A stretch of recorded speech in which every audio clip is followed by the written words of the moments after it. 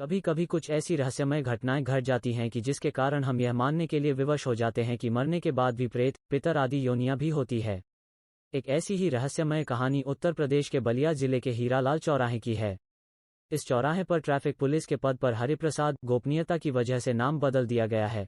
नाम के व्यक्ति तैनात थे। हरिप्रसाद जी ट्रैफिक पुलिस के पद पर पिछले 20 वर्षों से कार्यरत थे। वे अपनी ड्यूटी के प्रति बहुत निष्ठावान थे। वे हमेशा समय पर अपने कार्यस्थल पर पहुंचते और पूरी ईमानदारी के साथ अपने ट्रैफिक कार्य का निर्वाह करते थे। महीने में कम से कम छुट्टियां लेते थे क्योंकि इस चौराहे पर ड्यूटी देने वालों की कमी थी। उस चौराहे पर भीड़ का दबाव बहुत ज्यादा था। उनका सोचना था यदि मैं अधिकतर अवकाश पर रहूंगा तो इस चौराहे पर कोई ट्रैफिक पुलिस न रहने के कारण भारी दुर्घटना हो सकती है।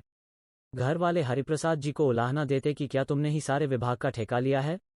तो ट्रैफिक पुलिस हरिप्रसाद जी का उत्तर देते कि हाँ, मैंने ही उस चौराहे का ठेका लिया है। मरने के बाद भी मैं उस जगह भूत बनकर काम करता रहूंगा।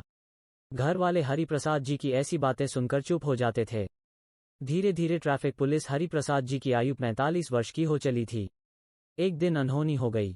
हरिप्रसाद जी ड्यूटी करके बाइक से अपने घर लौट रहे थे कि एक ट्रक से उनके बाइक की भिड़ंत हो गई और घटनास्थल पर ही उनकी मृत्यु हो गई। इस घटना को कई महीने बीत गए थे। वो चौराहा बिना ट्रैफिक पुलिस हरिप्रसाद के सूना हो गया था। दरअसल उनकी मौत हो जाने के पश्चात किसी भी ट्रैफिक पुलिस की ड्यूटी इस चौराहे पर नहीं लगी थी। लेकिन लोगों को कभी कभी यह महसूस होता था कि मरने के बाद भी ट्रैफिक पुलिस हरिप्रसाद जी की आत्मा अभी भी हीरालाल चौराहे के इर्द गिर्द घूम रही है। क्योंकि भारी भीड़ के समय हरिप्रसाद जी तो नजर नहीं आते थे, लेकिन उनकी विसल की आवाज उस समय सुनाई देती थी। एक दिन उस चौराहे पर भयंकर दुर्घटना होते होते बची।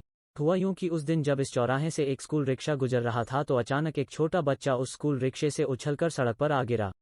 दुर्भाग्यवश दूसरी तरफ से एक वैन आ रही थी। इससे पहले कि वो बच्चा उस वैन के नीचे आकर दब जाता, उससे पहले ही लोगों ने देखा कि एक ट्रैफिक पुलिस ने बड़ी तेजी के साथ उस गिरे हुए बच्चे को अपनी गोद में उठा लिया, जिसके कारण उस बच्चे की जान बच गई, वरना उसकी वैन के नीचे दबकर मौत हो सकती थी।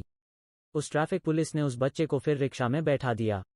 स्कूल पहुंचकर जब उस रिक्शा चालक ने स्कूल के प्रिंसिपल को सारी बात बताई तो उनके मन में उस ट्रैफिक पुलिस के प्रति आदर के भाव जाग उठे, जिसने उनके स्कूल में पढ़ने वाले बच्चे की जान बचाई थी।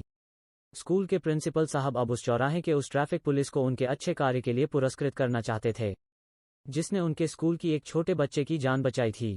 एक दिन प्रिंसिपल साहब अपने उस एक रिक्शा चालक के साथ अपनी गाड़ी से हीरालाल चौराहे पहुंचे।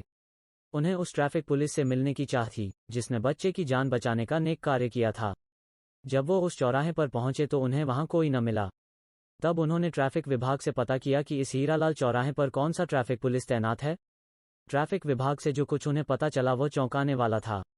उन्हें पता लगा कि लगभग 3 महीने पहले उस चौराहे पर हरिप्रसाद नाम के व्यक्ति ट्रैफिक पुलिस के रूप में कार्यरत थे, लेकिन एक एक्सीडेंट में उनकी मृत्यु हो गई। उसके पश्चात अब तक उस चौराहे पर किसी की भी ड्यूटी नहीं लगी है। यातायात विभाग के अधिकारियों की यह बात सुनकर स्कूल के प्रिंसिपल साहब भौंच के रह गए कि जब उस चौराहे पर कोई ट्रैफिक पुलिस तैनात नहीं है तो फिर वो कौन था जिसने बच्चे की जान बचाई। लेकिन अब सबको समझ में आ गया था कि उस बच्चे को बचाने वाला कोई और नहीं, ट्रैफिक पुलिस हरिप्रसाद जी की आत्मा थी, जिसने हीरालाल चौराहे पर उस स्कूली बच्चे की जान बचाई थी। लोग आश्चर्यचकित थे कि मौत के बाद भी ट्रैफिक पुलिस हरिप्रसाद जी उस चौराहे पर ड्यूटी कर रहे हैं, क्योंकि अभी तक उस चौराहे पर किसी अन्य ट्रैफिक पुलिस की तैनाती नहीं हुई है।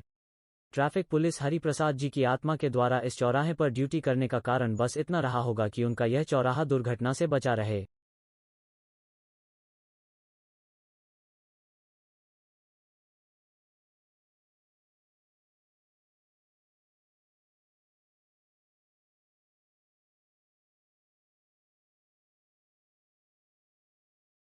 Subscribe now and अनुरोध है press the चैनल bell को icon. सब्सक्राइब Never miss जरूर an करें। update. आपसे हाथ जोड़कर